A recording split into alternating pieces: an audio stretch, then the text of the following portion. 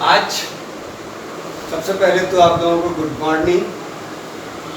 आज हम लोग पढ़ेंगे चैप्टर 14 बढ़ते रहो। डॉक्टर शिवचरण शर्मा मधुर की कविता बढ़ते रहो।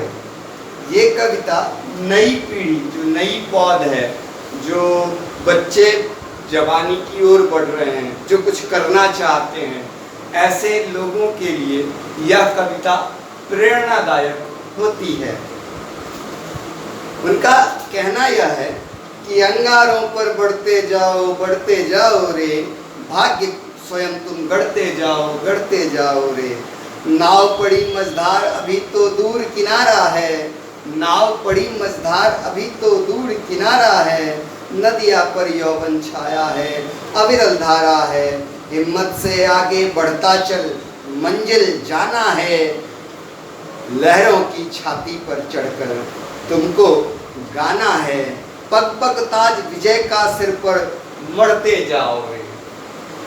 कविवर ने इस कविता के द्वारा नई पीढ़ी को यह सीख दी है कि अपने जीवन रूपी अग्निपथ पर, यानी जीवन रूपी अग्निपथ पर तुम हमेशा बढ़ते जाओ, अंगारों पर चलते जाओ। बढ़ते जाओ का मतलब है जीवन एक अग्निपथ है मनुष्य के लिए, और उस पे आगे बढ़ना मनुष्य की अपनी पहचान होती है। तो अंगारों पर बढ़ते जाओ, अग्निपथ पर आगे बढ़ो और आगे बढ़ते जाओ।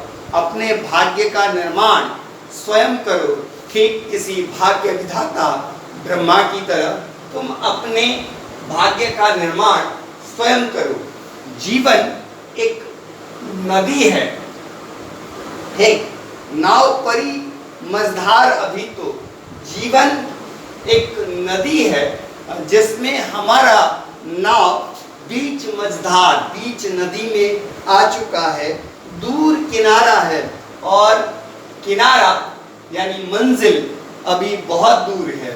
हम सभी पर, ठीक, नदिया पर यौवन छाया है, यानी हम मानवों के ऊपर अभी तो तरुणाई, यौवन मतलब तरुणाई, एकदम जवानी, तरुणाई आई है।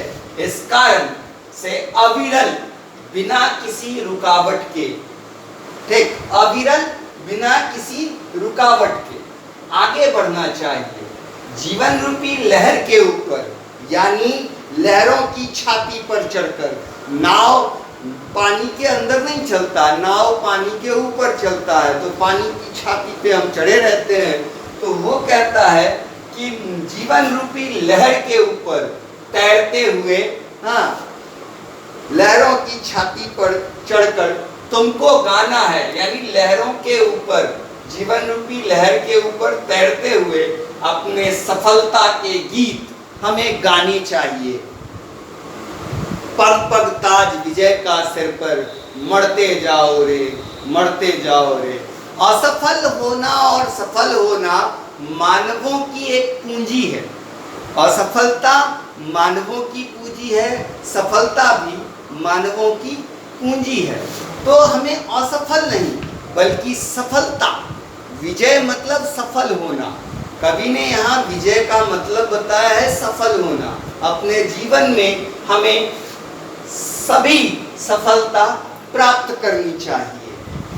अंगारों पर बढ़ते जाओ रे। तुम कांटों के फूल, तुम्हें फिर भी मुस्काना है।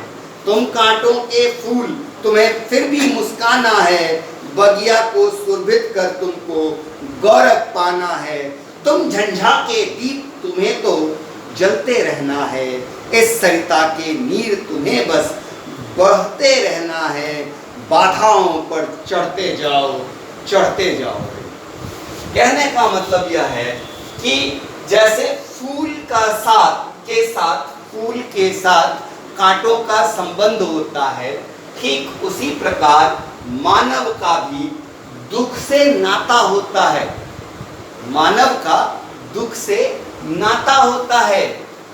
हर फूल में कहीं ना कहीं, हर फूल में, ज्यादातर फूलों के साथ कांटे लगे रहते हैं, ठीक। अब जिस तरह फूल के साथ कांटों का संबंध होता है, उसी प्रकार हर मानव का भी दुख से, एक दुख रूपी कांटे से नाता, रिश्ता होता है। इस जीवन के झंझा में तुमको दीपक की तरह जलना है, यानी कि कहता है तुम झंझा के दीप, तुम्हें तो जलते रहना है। हाँ, जीवन रूपी आंधी में, जीवन के हर दुख रूपी आंधी में, दुख किसी आंधी की तरह आती है। अभी हम सभी लॉकडाउन में अपने अपने घरों पे बैठे हुए हैं। हाँ, ये भी एक दुख है कि हम खुशी से हर काम नहीं कर सकते, हर चीज बंद है। हम पार्क में नहीं जा सकते, हम घूम फिर नहीं सकते, मतलब आजाद भारत में भी हम गुलाम की तरह अपने घर में बैठे हुए हैं, ये कहते हैं। लेकिन ये दुख है, ये दुख का आंधी है, ये आंधी भी बीत जाएगी, भले ही कुछ समय और लगे हमें। तो जीवन के दुख रूपी आंधी में तुम्हें किसी दीपक की तरह जलते रहना चाहिए। जिस तरह नदियों के जल में भी समंदर तक पहुंचने से पहले ठहराव नहीं आता।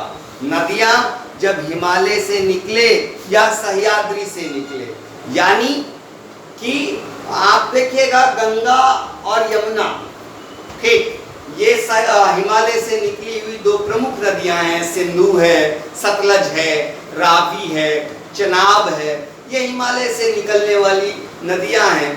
तो दक्षिण भारत जाइएगा, कृष्णा, कावेरी, गोदावरी, ये सभी विंध्याचल से या फिर सह्याद्री, जो दक्षिण भारत का हिमालय कहलाता है, सह्याद्री, इससे निकली हुई है। तो ये नदियां जब अपने जगह से अपना स्थान छोड़ती है, तो जब तक इनको समंदर यानी मंजिल नहीं मिल जाता, तब तक वह नहीं ठहरती। उसी प्रकार हाँ, तुम सरिता के नीर, तुम्हें बस बहते रहना है। हाँ, उसी प्रकार जिस तरह नदियों के जल में भी समंदर यानी मंजिल से पहले ठहराव नहीं आता, उसी तरह तुम्हें भी मृत्यु पर्यंत यानी आमरण, जब तक हमारी मृत्यु नहीं हो जाती, आमरण अपने जीवन में बढ़ते रहना चाहिए।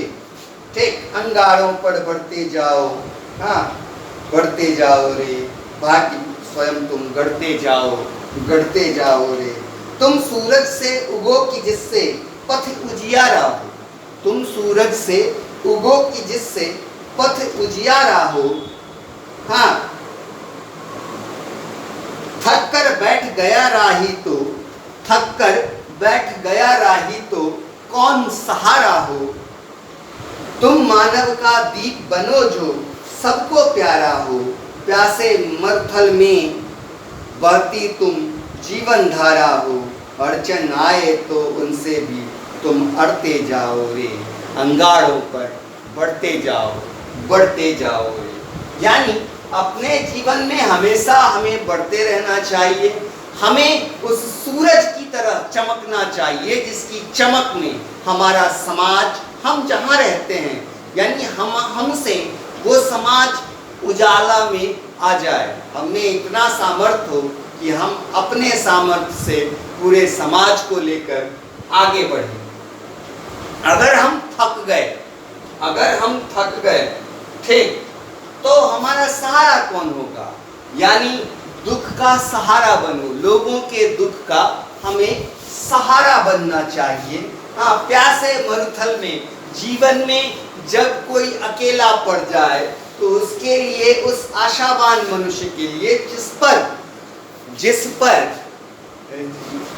आपकी या आपकी नहीं, सॉरी, आप पर जिसकी आशा बने कि ये आदमी हमारे लिए कुछ कर सकता है, ऐसे मनुष्यों के लिए, ऐसे आशावान मनुष्यों के लिए तुम किसी निर्मल, ठंडी, शीतल जल के समान हो। वो आशावान मनुष्य प्यासा है जिसके लिए आप किसी निर्मल और शीतल जल के समान, जल के धारा के समान बनो।